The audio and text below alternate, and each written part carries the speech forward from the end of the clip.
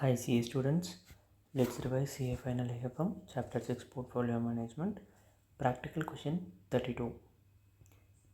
Exco Limited invested on 1/4/2009 in certain equity shares as below. Name of company is M Limited and N Limited. So two company shares are given. Number of shares is 1,100 each, and in case of N Limited 510 each, and the cost is 2 lakh and then 1,50,000 in case of unlimited. Now in September 2009, 10% dividend was paid out by M Limited, and in October 2009, 30% dividend paid out by N Limited. On 31/3/2010, market quotation showed a value of 220 and 290 per share for M Limited and N Limited respectively. So this information pertains to financial year 2009 to 10, wherein they have given dividend payout percentage and market quotations to calculate the capital appreciation. So through this we can find out how much is the yield of the respective company's share. Then so the first requirement also relating to that only, calculate the average return from the portfolio for the year ended 31st March 2010. So coming to the solution, we know the dividend received during the year 10 and 3. So 10 is for M Limited, 100 into 10%, and 30 into 10 rupees, the 3 rupees, 30% into 3 10 rupees, 3 rupees for N Limited. Then capital gain as on 30 capital gain by 31/3/2010 for financial year 2009 and 10 will be, since the share value has been increased up to 220 for M Limited, so 2 lakh divided by 100 is 200. Cost of per share, 2 lakh divided by 1000 will give us cost of per share 200. Then 220 minus 200 will be 20 rupees gain in case of each share. So 10 rupees dividend plus 20 rupees capital appreciation. So the total yield is 30 rupees in case of M Limited, and there is a capital loss in case of N Limited, as the shares quotation has reduced to 290. So 1,50,000 divided by 500 will be 300 cost of investment, but the market value is 290.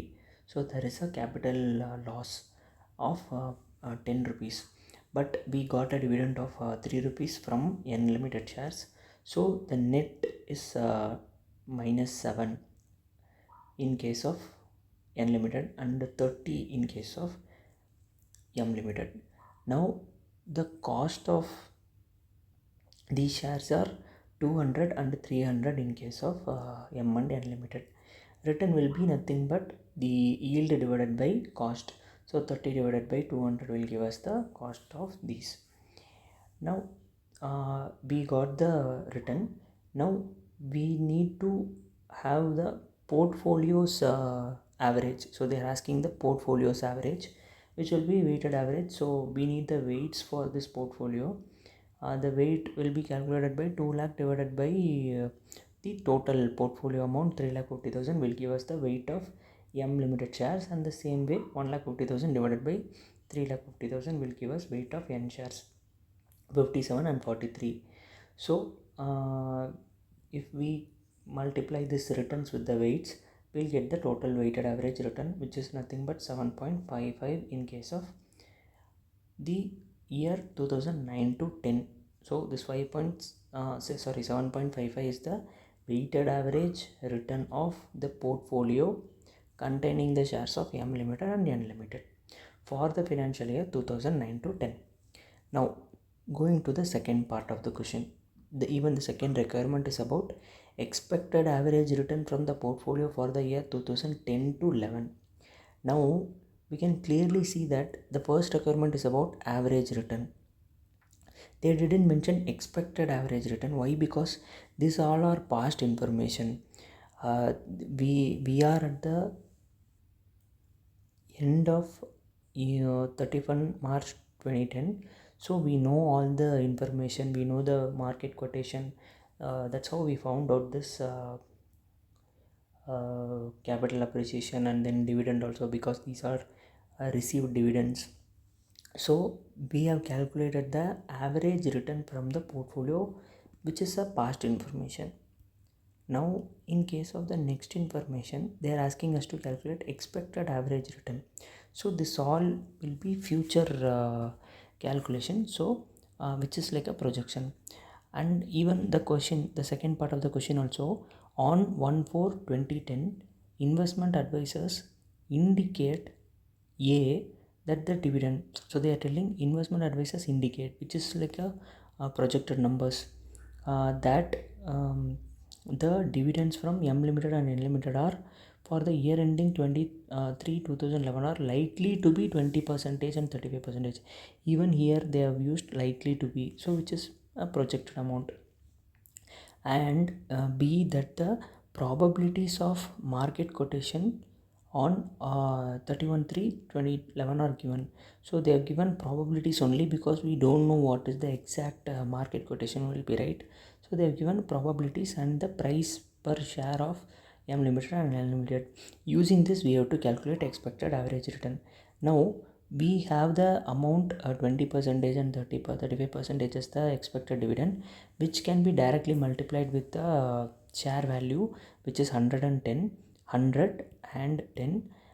because dividend will be given on the face value. So in the second requirement, you can see 20 multiplied by 100 and 3.5 multiplied by 20% multiplied by 100 will give us 20 rupees, and 35% multiplied by 10 rupees will give us 3.5, which will be the expected dividend. Now coming to capital gain, which is a projected capital gain, we need to find out the projected price first, which we can find out directly by multiplying with the probability factor. So 220 multiplied by 0.2 plus 250 multiplied by 0.5 plus 280 multiplied by 0.3 will give us 253, which is nothing but the expected market price at the end of 31/3/2010. Now this expected price minus the value as on 1/4/2010, because we should not take the value of this 200 and 150 cost, because that will be for 2 years, but we need for only 1 year, right? So we need the value as on 1/4/2010. So we are taking the market quotation values, but till this market quotation values we have already got the gain or loss, and then we have calculated the return. Now that financial year is over. Now going to the next financial year, we are considering this 220 and 290 as the values. So the expected price as on 31 March 2011 will be reduced with the market quotation price, which is 220. So that's what they have done. 253 is the expected market price based on the probabilities, and then 220 is the market quotation amount. So this is nothing but the value as on 1/4/2010.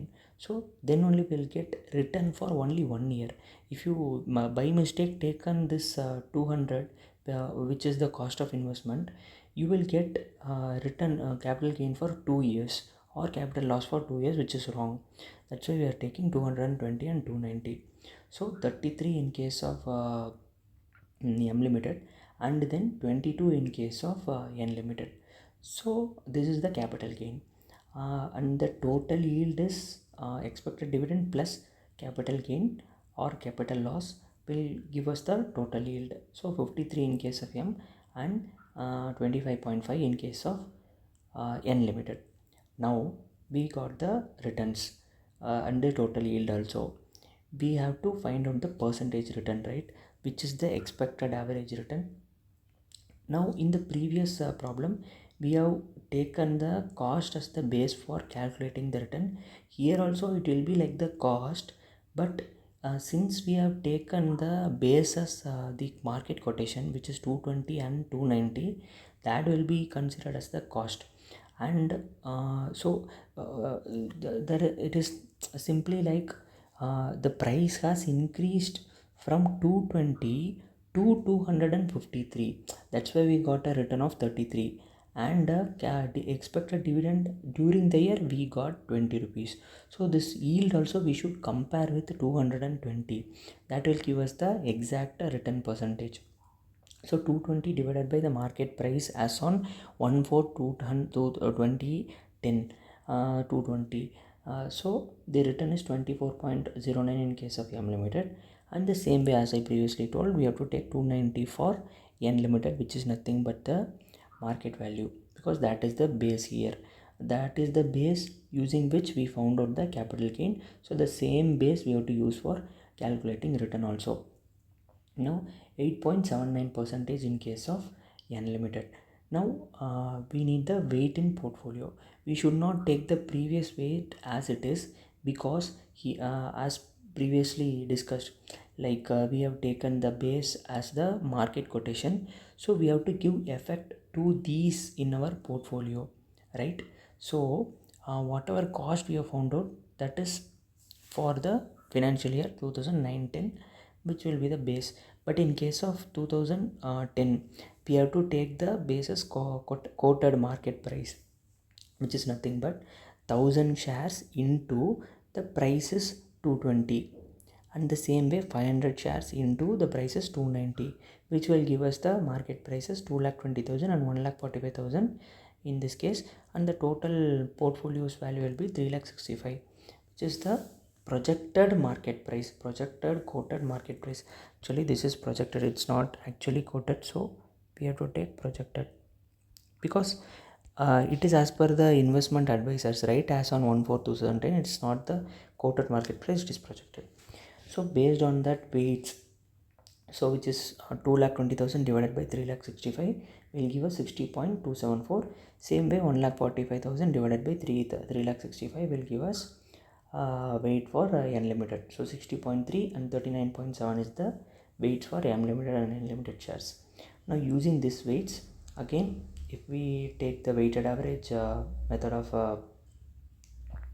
return, then we'll get 18.2 percentage as the expected average return for financial year 2010 to 2011.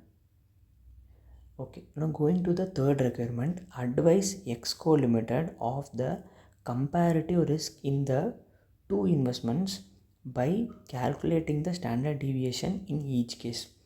Okay, now they are asking us to calculate the risk in case of these returns. We have the probabilities given and then the price also given. We can find out the risk for the two investments. Here also we have to take understanding that we have to calculate the standard deviation only for financial year 2010 to 11. Why? Because 2009 to 10 has already happened, and risk we will calculate when the projection is involved, right? So we are projecting something and we are expecting that the return will be this much. Like in this case, if you see 2010 to 11, we are projecting that by 20% probability the price might be 220, by 50% probability the price might be 250, by 30% probability the price might be 280. So these all are projections, and the same way the dividend also is likely to be 20% and 35%. So compared to 10%, we are trying to the investment advisors are trying to tell that from 10% is going up to 20%, and 30% it is going to 35%. These all are projections, right? So how like at what extent these projections can go wrong, right? That is what the risk is. That is where we need standard deviation. So we will also be finding out this comparative risk. We'll also be finding out this standard deviation for the this returns in case of financial year 2010 to 11. So for these values only we will be projecting the we'll be calculating the standard deviation. The risk involved in this projections or the returns, right, in this investment. Okay, now going ahead, we have to calculate standard deviation.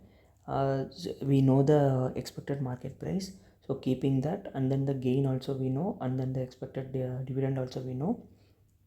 The total yield, this will be the total yield from M limited is 20 and 50 and 80, and we know the probabilities also given. So using these probabilities we can find out the expected price.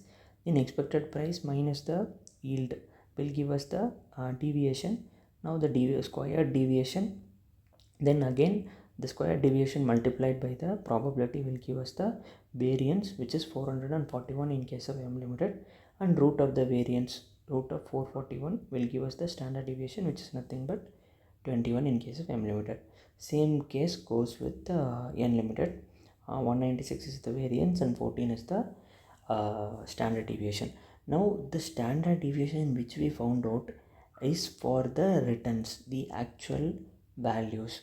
Now if in the question they have specifically asked for the percentage or the yield returns, percentage returns, then we have to calculate in this alternative approach. So this is based on the return in percentage terms. So how we will find out?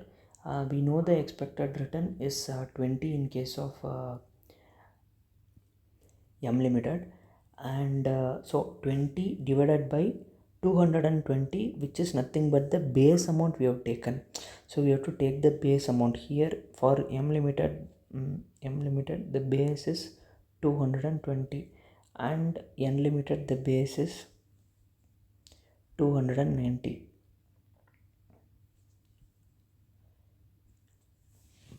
Since we might do one common mistake, because as we are trying to solve the sum in this tabular columns, we will be like calculating the total yield and then dividing by the expected market price, which is completely wrong, because the return we are calculating based on the base, not the market possibilities, because these are possibilities, these are not the expected market return, right? So that one thing has to kept in mind. Now the return percentage will get by the dividing the base price.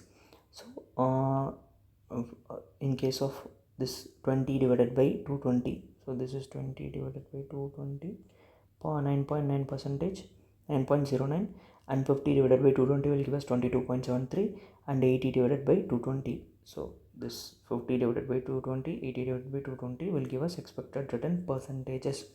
Those percentages will be multiplying with the probability, and we'll get the expected return percentage. Now that minus the expected return percentage will give us the deviation. Now the deviation square and then multiplying with again with the probability will give us the variance. Now rooting of that will give us the standard deviation. So this is for M limited and this is for N limited. Same way. That's it. Thank you.